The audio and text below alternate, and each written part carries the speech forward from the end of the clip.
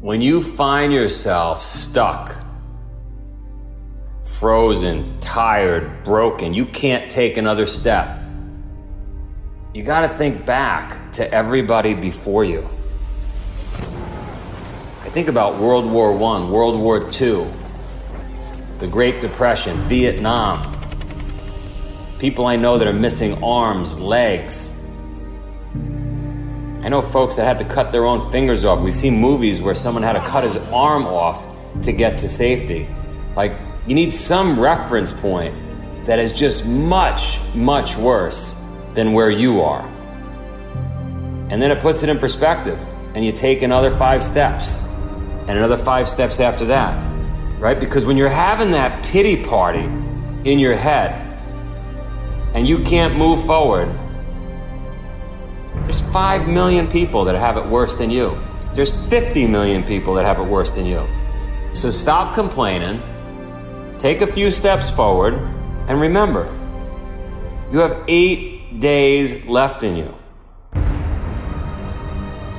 So I'm in Alaska, it's 30 below, my eyelashes are frozen, and I'm just in a dark place. I'm in a place where I just want water, food, and shelter. I want to go home. I can't believe I put myself out here. And I start playing the tape in my head of how great it would feel if I could just get back home. But there's not an option. There's no option. I'm in the middle of nowhere. I've got 100 miles behind me through waist-deep snow. I got 100 miles ahead of me through waist-deep snow. I have no option. It's either die right here or continue on. And I'll tell you what, dying feels pretty good right about now.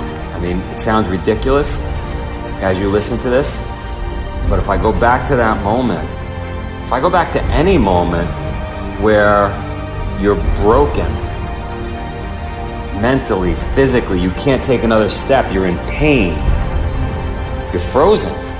Literally, I'm frozen. You gotta somehow find something to motivate the next step and the step after that.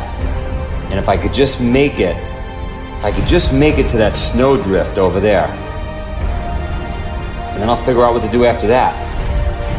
Even when you think you can't take another step, even when your mouth is dry because you haven't had water, you're eating snow, you're starving, you're burning 14,000 calories a day, you can't take another step, you have 8 more days in you.